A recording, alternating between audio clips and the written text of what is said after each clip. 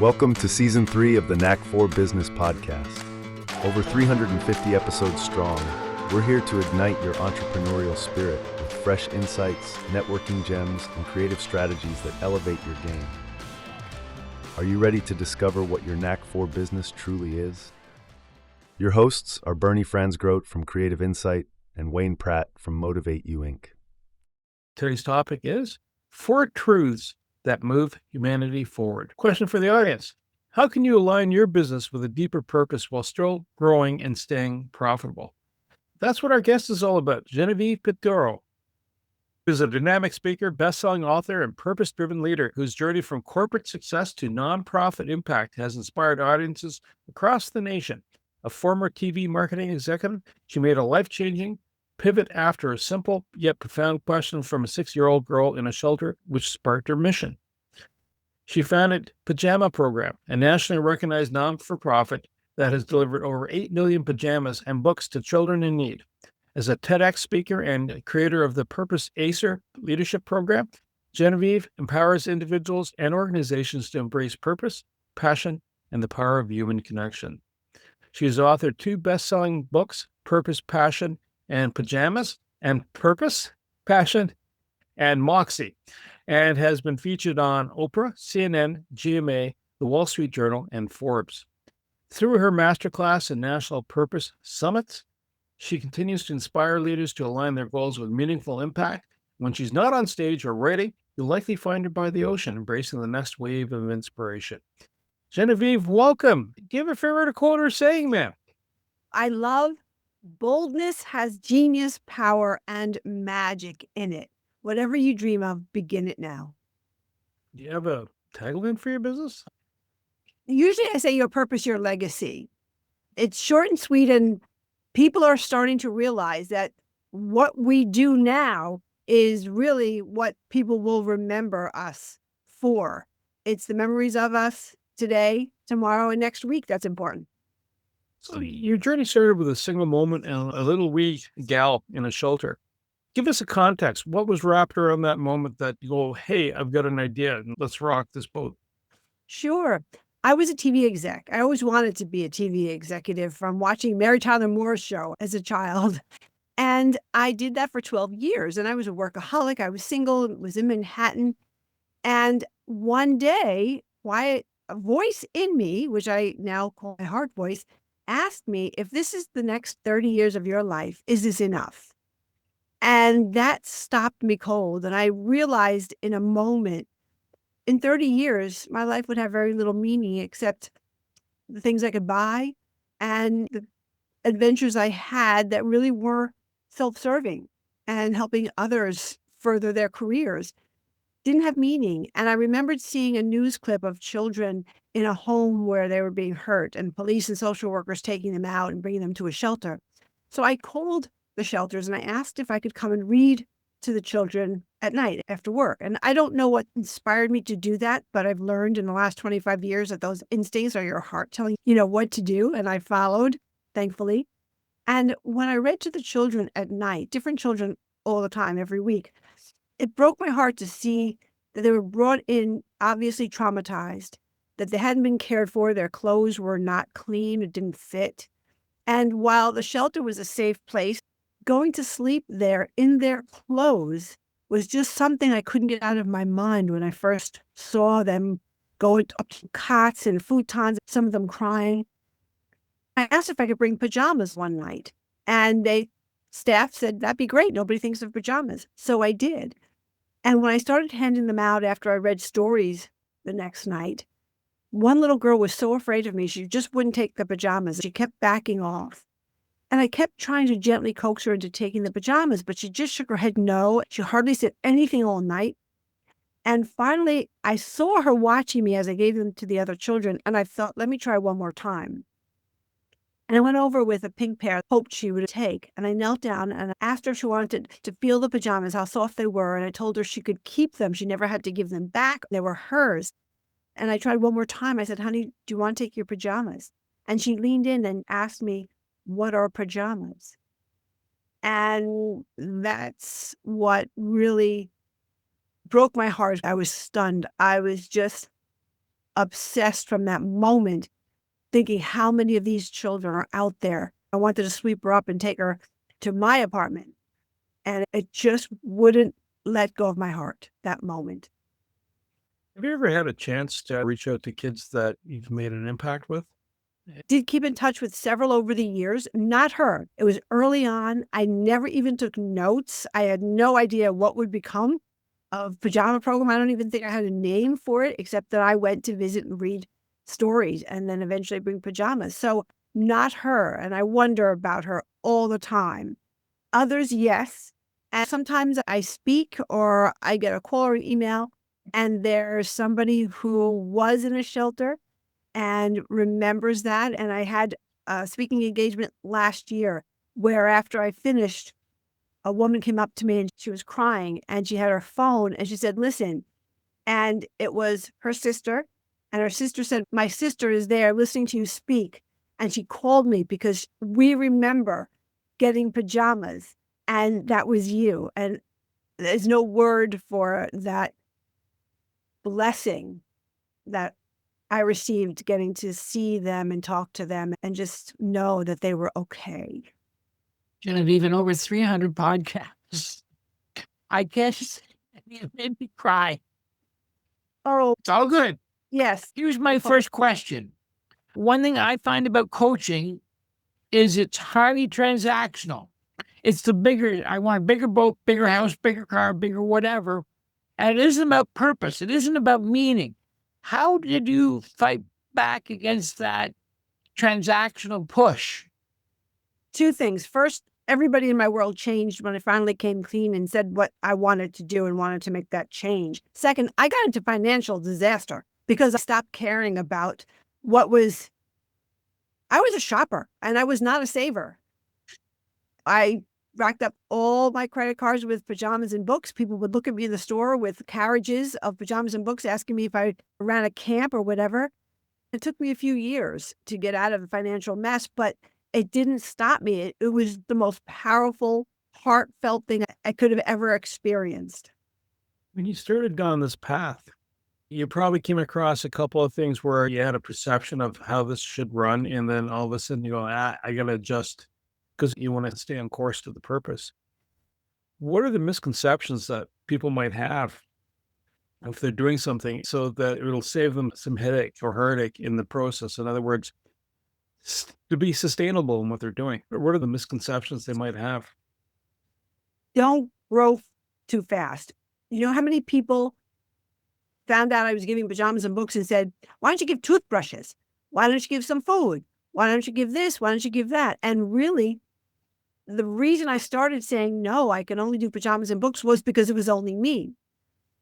But even as we grew, I saw the simplicity, that the simplicity was something that could be replicated by as many people who wanted to help us as possible, and that every child would get the same 2 items.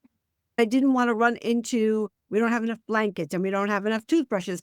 And so first I did it because it was just me and it's all I could handle. And then I saw the beauty in the simple gift.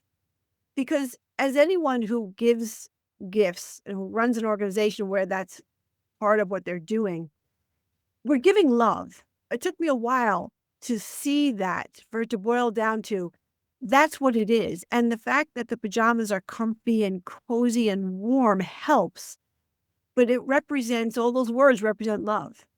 And the book is their imagination, lets their heart open. We prayed every time we gave the books that that's what it was doing. So stay simple, find your niche and own it. Let's assume that everyone should have a purpose. And let's hope that purpose has an inner meaning, that it's actually meaningful. How do you balance that with paying your visa on Friday? I think there are a lot of ways. Eventually, I found a CPA when I saw that it was going to be more than just me going to the shelters and that there was a way to pay rent because I was in arrears. I went to a CPA and I said, is this anything I can do? Because I need to make some money. And if there's a way for somebody starting out to work with a financial planner, at least you have an idea of how this could be a business. And all nonprofits are businesses. Every one of them is responsible for financials. And there's always a way. So when the way is outlined, there's a commitment. Once you are giving and serving, and once you accept that's your purpose, there are ways to follow your dream and to make the money you need to survive. You can do anything that's service and make millions of dollars. You can serve people and have a business, not a nonprofit. It's the service. It's the changing the world for the better part that, for me, is worth living for. Are you driving right now, like a charitable donations, receiving donations? Do you have a supply chain now where you're getting pajamas so that you're not paying retail price, but wholesale price? Yes, Mary, that came in the first few years, thankfully. Let me say, I am the founder of Pajama Program and ran it for the first 20 years. A few years ago, I wanted to speak because there were so many people who came to me and said that they wanted to make a change and find purpose. I wanted to inspire people to give, even if it wasn't a nonprofit. They wanted to switch careers because they weren't serving their heart's content. For the past few years, I've been speaking and writing about finding purpose and leading with love. So Pajama Program now, anyone who wants to find out how to connect now, it's pajamaprogram.org. And for me, it's myname.com. Yes, to answer your question, thankfully, I was able to meet a lot of people who led me and our team and our chapters around the U.S. to wholesalers and to manufacturers, Carter's, Scholastic, so many, and the list is on the website. Part of your message is countercultural. We all hear about the power of one. You have the power of one another. Tell me about that. So often, before Pajama Program, I heard it too. People would say, the power of one's incredible. All you need is one person and one idea. For the first few years, when people started to learn about Pajama Program, some people would say that to me, look what you're doing, you're a power of one. And it didn't feel right, but I didn't have an answer. One day, somebody said that to me, and I said, you know what? It's not the power of one that changes things. It's the power of one another that moves mountains and moves people. And I stick by that. And I think people, for the most part, agree. Yes, it's one idea, but if I was all by myself, I would be still walking around like Santa with a sack of pajamas. So getting the job done is more than one person. You had a career in the TV space. And some people, whether you're in corporate or whether you're in given business, feeling like you're in a rut. And you realize, hang on, I gotta change things up because it's not filling the inner souls. What advice would you have for someone in that boat? Two things. First, on my website, GenevievePiturro.com, there's a button at the top that says, here's an exercise to help you find your purpose. So I suggest that. Go there. It'll ask you for 90 minutes of quiet time. You can have a glass of wine. You can have a cup of tea. You need paper and pen, no laptop, no typing. And that worked for me several times along the way. And then I also offer a consultation if anybody wants to talk about things. The bottom line is you need that quiet time to go into your heart and be honest with yourself, to write down. First, it starts with 10 things that you love to do. And people might shrug and say, I love reading. I love petting my dog. Write those things down. And then I do an exercise about feeling your body when you say each thing you love to do. Our bodies speak to us. Our hearts fill up and send the signal to the entire body. This is what I meant to do. And in that, there is something. There is work. There is money to be made so you are not homeless. There is a way to express your purpose. One thing that a lot of our listeners are solopreneurs and business owners, and we drive a mission statement. You're actually getting me to expand my mind a little. How do you help them look at the mission statement and say, this is not about moving a product, or it's not about my bottom end. How do I make the world a better place? How do you get them to that eureka moment when they're going? I think one of the women I met along the way had a company and made boxes. So you might think boxes, how's that touching people's hearts? But you have to look at what people are doing with boxes. You have to see how they help people move forward. There are all kinds of things that people need in life to make their lives easier. It might not be something that's so touching as helping a child or a senior or an animal, but I have moved several times. I laugh every time I order boxes or fill boxes and think, what would I do with these boxes? Somebody made them, and I'm thankful. We're all thankful. Every time I see a moving truck, I laugh.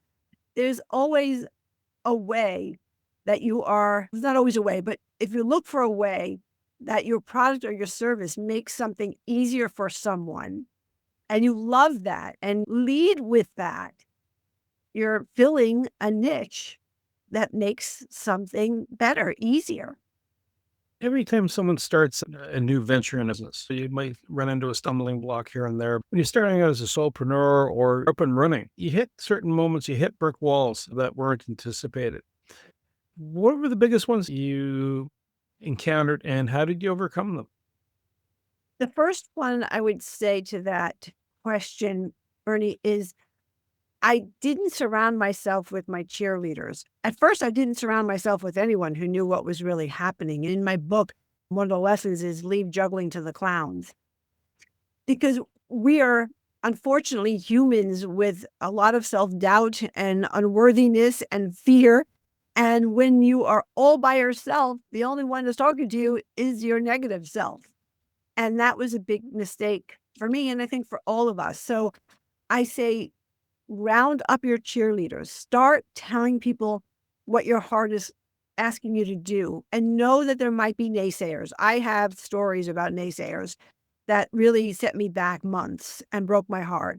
But I had to keep going because otherwise my negative self would just stop me cold. Surround yourself with cheerleaders. They're out there. They're people who care. Sometimes it's a stranger. I can't tell you how many strangers, when I told them about the little girl and why I was doing that, have become dear friends because what I was doing resonated with them. It helped them. It helped me. They were looking for something. Maybe it was love too. So surround yourself with cheerleaders and start talking. I get a sense of it just from the 15 minutes we've been together. Tell me about Moxie. Aha! Moxie's great. Moxie is that perseverance, that determination, that look at my face. It's all scrunched up. It's like, I'm going to do this. It's not a mild emotion. Comes from your gut. It comes from your heart. It's a combination of have to do this. I am challenging myself. Whatever's at stake, I'm going to own it. I'm going to get this done because I want this to fly. And I know I can do it. And it's just that, I guess it's grit. It comes from that soda years ago, which had a bitter taste, but it was also spiked with sweetness. So it's a sweet grit. I just love the word, and I don't think it's used enough. It almost reminds me of eating spicy food. You have to have that moxie Right. to get in there. So several different points in time when you're about to leap into an area that you haven't done before. You did that initially when you left the corporate world and you started the program, right? You've been running it for 20 years. Now you went into speaking. Was there any trepidation, any fear factor, whether it's self-doubt or haven't done it before? Did you encounter any of that? And then if you did, how did you get past it? At first, I was so excited, made the decision, and COVID hit. I had just put my website up and nothing was happening live, and everyone was stunned, including me. Yes, I was very afraid. My first book came out. It was in the middle of being written, and the due date was in August, right smack in the shutdown. I was just floored. I was afraid and didn't know what to do. I was paralyzed for a while, not knowing what to do because the timing was so bad, I thought. But my book is Purpose, Passion, and Pajamas: How to Transform Your Life, Embrace the Human Connection, and Lead with Meaning. And I didn't realize that it was just what a lot of people needed. So thankfully, there was a rainbow at the end of that rain because it really set me back. And then The speaking also was very slow, and I had to learn to speak virtually. We all had to learn to do more virtual. That was another hard time that I had to get through. And I'm still getting through that 2 steps back. Where can we find the book, by the way? Amazon, more about it is on my website. Purple Fashion and Moxie. I got it, that one. Something that you've alluded to, but I can be a little bit bolder. I hear a divine inspiration in this. Can you tell me about how that led for you? My divine whispers. Yes. First, that came to me, if this is the next 30 years of your life, is this enough? That came out of nowhere. It felt like out of nowhere, but it came from my heart. It was a whisper, but clear. I could hear it. And I acted on it without even mulling it over. And I've heard several since. One of them I can tell you has brought me to today.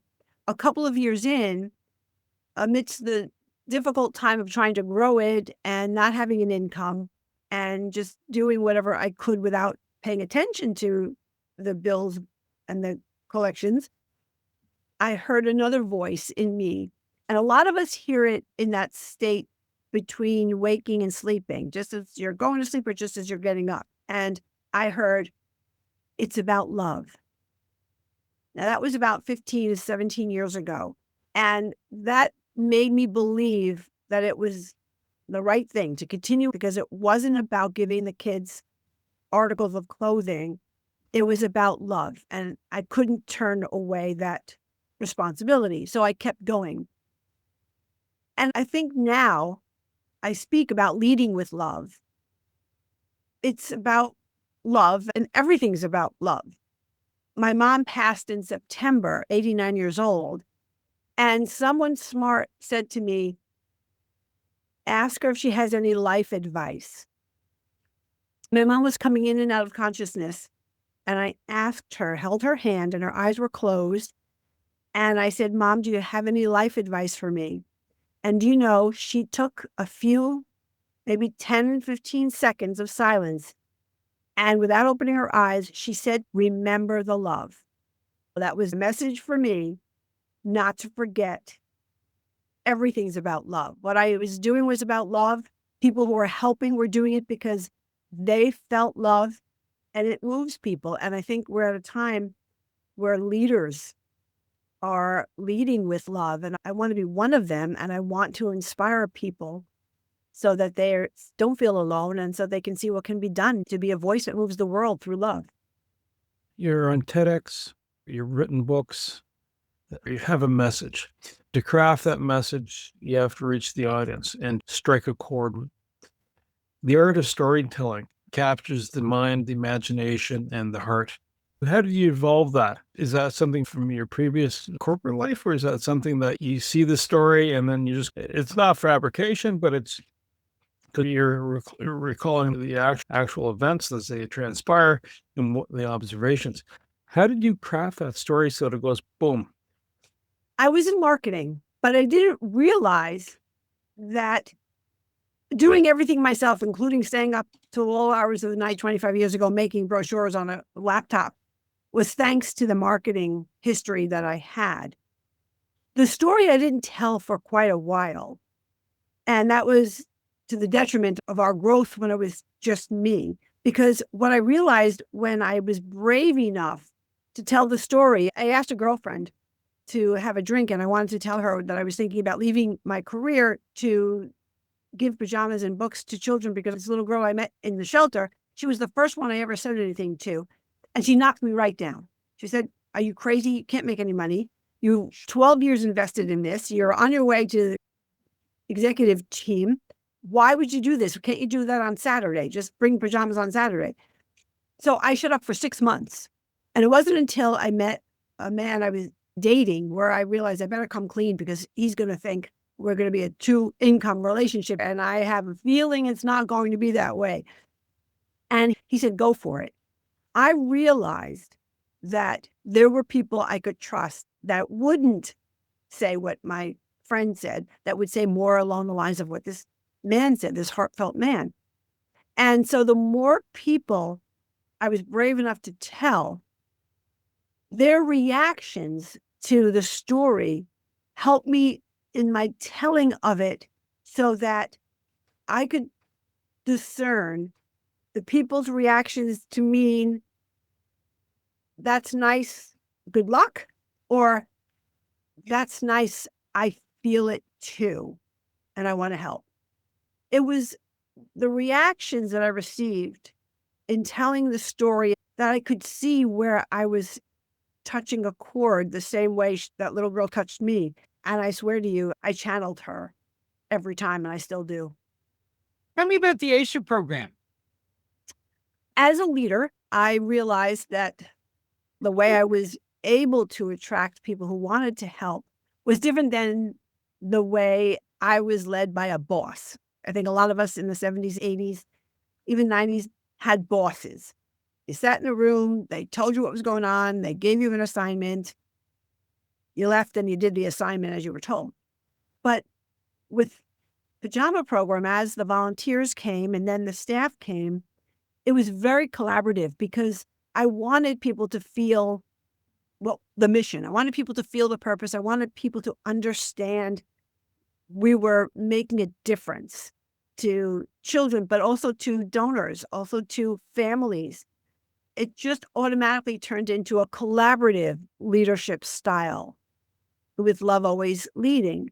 I think that's where we're going because there's such disconnect, and what brings people together is common purpose, or at least understanding from the leader what people are looking for that are on the team and trying to help them find their place to contribute. And also for the team to understand the vision and decide if this is a vision the leader has that they want to be part of.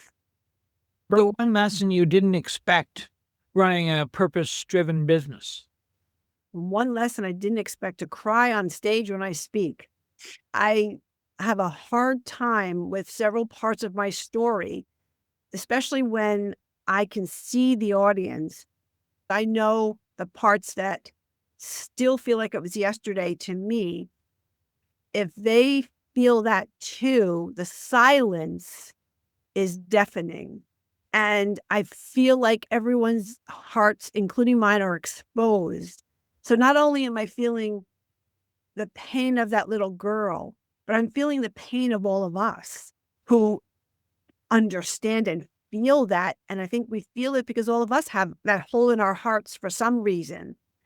And that's the common thread. And I feel that. And I think people feel mine.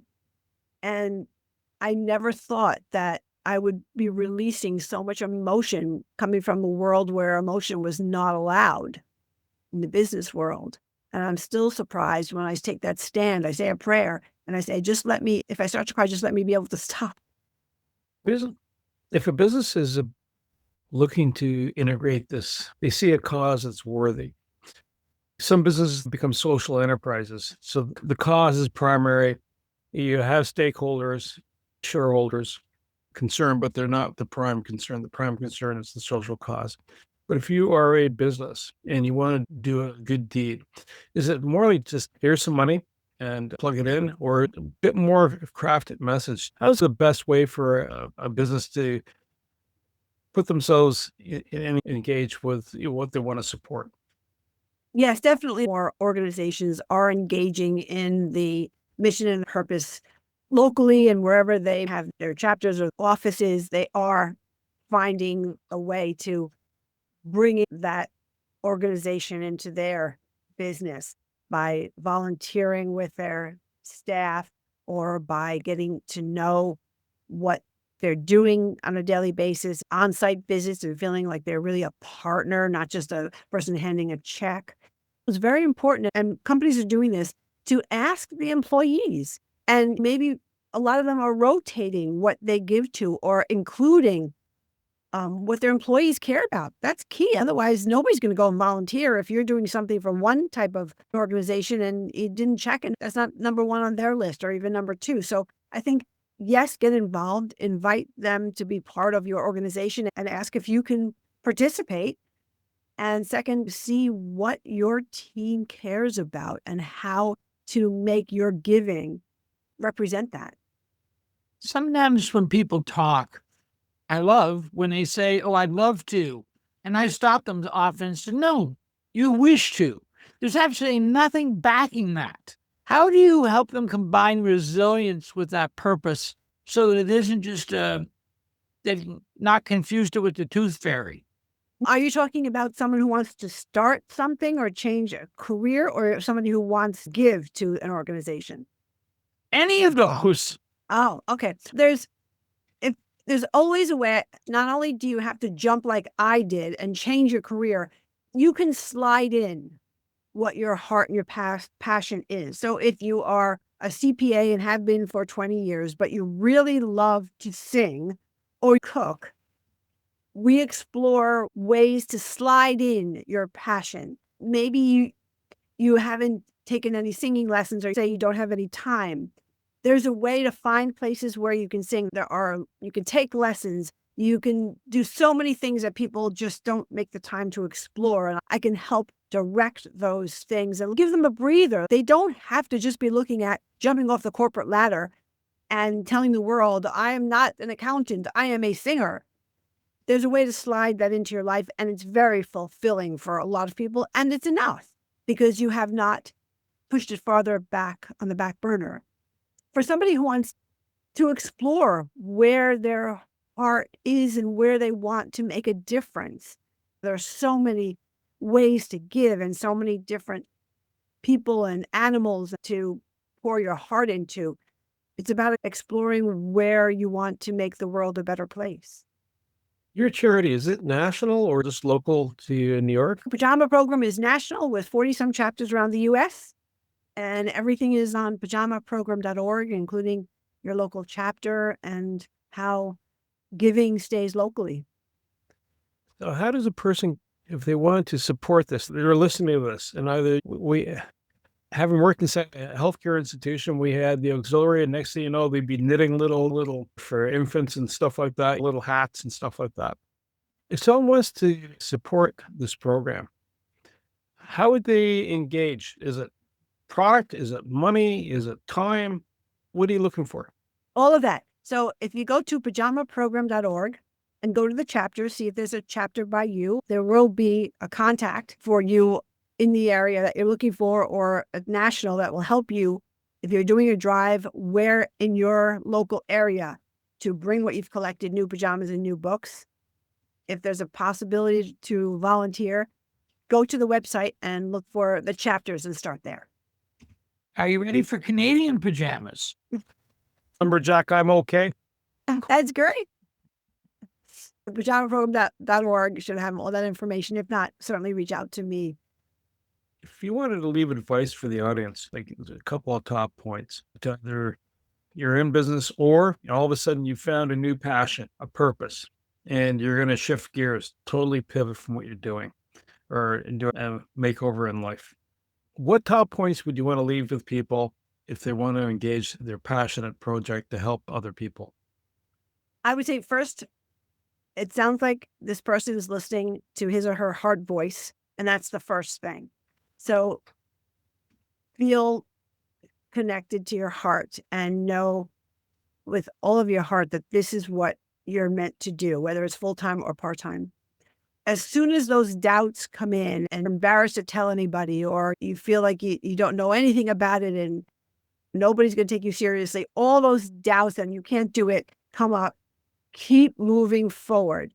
Keep finding out what you can do to help, who you can get to know. Keep going, because your heart and your head are different, right? Your head's going to tell you, for safety reasons, all the things you can and can't do. And your heart's going to say, this is yours to do. You were meant to do this. Just keep going. I promise you'll find a way. And the more you keep listening to your heart, you keep going, you will feel a switch one day where your head will stop. And you'll feel like your head is saying to you, okay, I tried to warn her or him. Clearly, they're doing it anyway, so I'm really smart, and it switches. And it's a real moment. And I hear that a lot. It happened to me, and I teach that will happen. And then things start to fall into place. But that's because you're leading and you're giving your heart permission to lead and you're letting your head know, thanks for trying to keep me safe. I got this. Now can you help? So that's the first thing. That's going to switch, and that's a big day. Second is live with integrity outside yourself. So if you are thinking about changing, make sure you're changing because no matter what you're doing, nonprofit or another business, you're putting your service and your desire to make the world a better place and contribute something good as your priority. So live with integrity outside of yourself. And then always remember the human connection is your greatest tool. It's our greatest tool, and it's never used enough. And not enough of us embrace it. We're afraid, we're embarrassed, we don't want to look stupid, we think people aren't going to help us, we don't know who to call. Reach out, call a stranger, ask everybody. The 6 degrees of separation is just the beginning. The human connection is magic. You've already alluded to it, but what's the best way to get a hold of you, Genevieve? GenevievePiturro.com is my website. Everything is there. I'm on all the social medias. And you can just sign up for my newsletter there, too. It's Leading with Love Tips from a Friend. And it's about the things that we can do to bring our teams together. And a lot of them are fun, and a lot of them are inspirational. So there's a lot out there for us to do together as a community in leadership. I want to say thank you to Genevieve Piturro, my co-host Wayne Pratt, and you, the Knack for Business listeners. If you're interested in understanding more about getting pajamas to kids in need, get hold of Genevieve. In fact, if you're interested in just starting up a passion project, helping someone in the community and looking to grow it, reach out and she'll be more than glad to have that conversation. There might be some collaborations to be had. To reach the podcast hosts, email them at info@creativeinsight.com or by the website creativeinsight.com, spelled KREATINSIGHT.com. To reach Wayne at his email, wayne@motive8u.ca, that is MOTIVE, the numeral 8 and the letter U.ca, or his website, motive8u.ca. If you would like to be a guest on this podcast and share your knowledge, let us know. We would also appreciate your feedback on the content or format. Check the show notes for more details. For these podcasts, we like to acknowledge the support and thanks to the following people. Carl Richards from Podcast Solutions Made Simple, a renowned podcast expert. Fred Crouch, who is the Property Wizard podcaster, where Bernie is a co-host. Jovan Strika from Hive, a co-working space that is more than just a space. And Melanie Weber, Bernie's invaluable business partner. And Wayne Pratt from Motive 8U Inc., who serves as both a coach and co-host of these podcasts. Disclaimer, please note that the Knack for Business podcast episodes are meant solely for educational and general informational purposes. The information and opinions contained within are not intended to be professional advice on any subject matter. The thoughts, views, and opinions expressed by the participants are their own personal beliefs and do not represent the views of the podcast hosts or any affiliated organizations. It is important to note that this podcast is not a replacement for consulting with certified experts in your area who possess knowledge of your unique situation. The hosts of the podcast, along with any participants or affiliated groups, do not take responsibility for any actions taken or not taken based on the information presented in this episode. It is highly recommended that individuals seek guidance from their own personal advisors in fields such as accounting, law, or other pertinent areas prior to undertaking any actions or making decisions that may impact their financial, legal, or other aspects of life.